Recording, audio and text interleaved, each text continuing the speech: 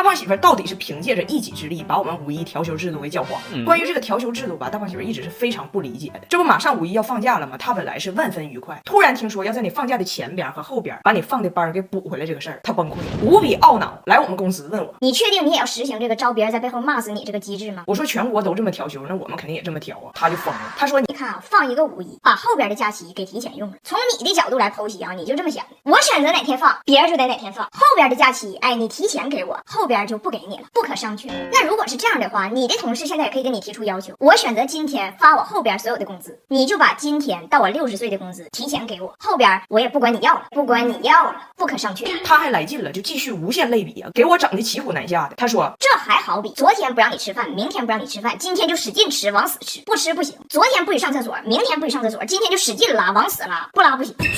是拉，我没有，没有也得拉，是拉。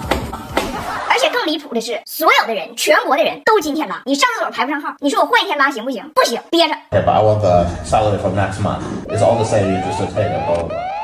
不拉是。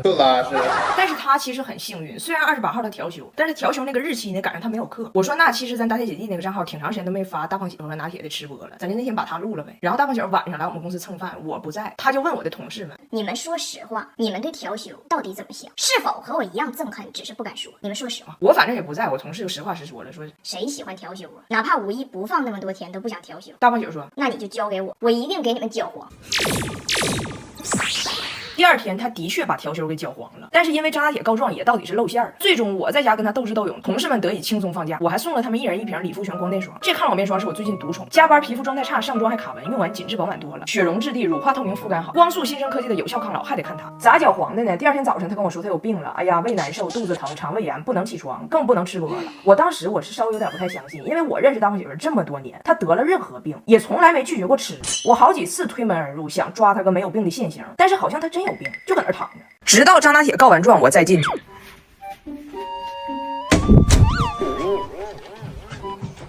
I feel a little better, but not great. 什么声？哦，我的肚子不舒服。哎，你嘎鸡窝冒气了这边？我不知道，我拿铁他玩了。我也不知道，什么人在冒气呀？怎么个事儿？俺家的房间着火了。妈，那你有没有把火给灭呢？火可香了，发了有香火，有香火。跟你们同步2个重要信息：第一，温蒂来了，上飞机了；第二，温蒂不走了，要住这儿。这不是最近大胖媳妇亲生父亲找到了吗？我们呢计划去加拿大的东部和他的爸爸见一面。只要达听到这个计划之后非常兴奋，一天到晚跟张大铁喊：拿铁，我们要回到加拿大了。张大铁呢昨晚就睡毛愣了，梦魇了。看妈妈做梦了，知道不？看妈妈，这是去哪儿？我不想去加拿大。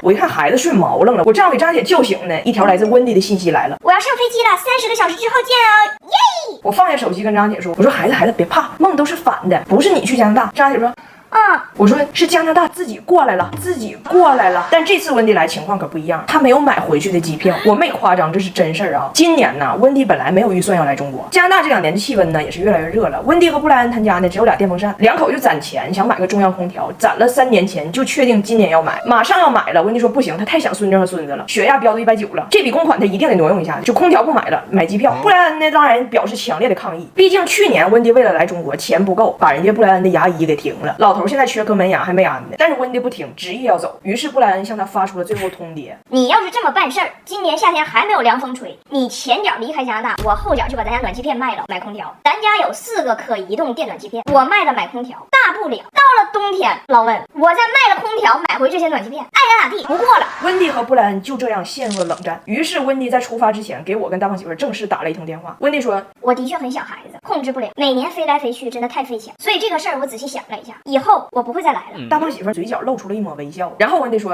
因为我呢不走，我正式应聘当你家阿姨。你家阿姨，你一个月给她多少钱？就给我一样的，我也不多要。你们呢，考虑一下，等我下飞机之后咱们细聊。说实话，我是有点动心了。他带孩子啥样咱先不说，他真带素材呀。大胖媳妇一看我动心了，十分激动啊，朝我怒吼：聪明的女人可以花10万块钱请一个阿姨来到家里，但绝不会花1分钱把婆婆请到家里。 Like food with no spice and no season. 他疯了。大胖媳妇这是满心不理解，她说我啥不能干的，你找他干啥呀？省钱还得看我，买东西沃尔玛88毫五节就够了，不凑单不用等，其他购物节没得比。这榴莲冰淇淋4个才19块9%，100%动物奶油芝士蛋糕19块9，沃尔玛都能教会老外咋省钱。但是有一个大问题呀，我说温迪啊，我们准备趁着暑假全家去加拿大的东部看一下大胖媳妇的亲生父亲，也就是你的前男友，那么你咋办呢？温迪说我一起去啊，孩子在哪儿我在哪儿，我是阿姨呀、而且加拿大我多熟悉啊，那有啥不能去的？现在温迪上飞机了，布莱恩在加拿大的酷暑中煎熬，越想越觉得哪儿不对，忍不住给大胖媳妇发来了信息。布莱恩说这个事儿我咋想咋觉得哪儿不对。我在加拿大的西部没有空调，钱让你妈花了，去中国找你们去了，然后你们带着她去加拿大的东部找她前男友去。你说这个事儿其实里外里是不是就是我在西边攒了3年钱，送我媳妇儿上东边找老头找老头？哎呀妈呀，我的婆婆呀，我都没敢给你们录这个场景。前天晚上，我婆婆跟着我去我家住在一个镇上的亲戚家做客，晚上10时许非要出去买雪糕，买完雪糕回来跟我说，海良，咱们出去，对面的小区里面有 party， 非常热闹，好多人啊，有鲜花，有音乐，还有现场乐队。我说鲜花、音乐还有乐队，室内室外呀？温迪说这室外，但是你不用担心，都在一个棚里，就是这个参与者的着装色调上有点单一了，也可能是玩黑暗金属的。我说我听着更像死亡金属的。我说温迪，那应该不是个 party。温迪说可是好多人呢，还有现场乐队，那是一个 live house 吗？我说那里边啊应该有一个人，不是 live， 所以它不是 live house， 是 dead house。dead house。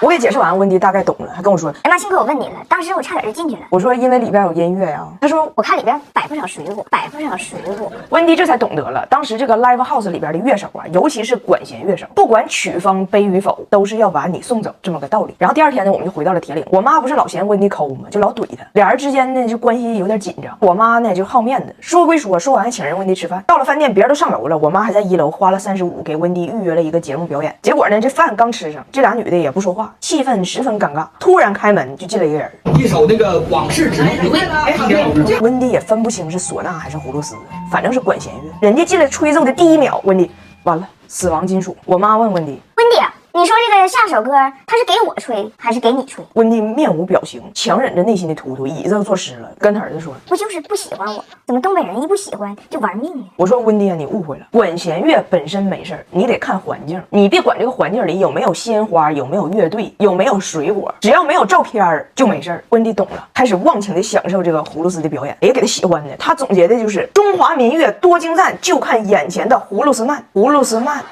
我这表情必须到位啊，好了。跟我说，哎呀，你看这葫芦丝慢吹葫芦丝，你说他是靠这个眉毛挂档的吗？太酷了！你就看这个表情，你说是悲是欢是离是合，咋说都行。然后转身跟我妈说，我们的孙子拿铁工作找着了，将来就成为这个眉毛乱飞的葫芦丝曼。你说带个音箱，一个人就是一支队伍，多美好的工作。我妈说不行，你这工作赚的不多。温迪说一曲就35，赚多少是多呀？我妈说你这工作不稳定。温迪说多稳定啊！今天这种饭局天天有，昨天那种 party 那不是更天天有吗？世界上最稳定的工作就是这个，远处有没的人，近处就有葫芦丝拉。你说你怕啥？怕没拉？怕没拉？给我妈气的，但是温迪完全没有眼力见，一直疯狂补刀。我妈给拿铁买了个梳子，一边梳一边说，你看我孙子的头发越长越好，将来肯定不像他爸那么秃。温迪说他爸也不是2岁秃的，你着啥急呀？他家3代一过30全完。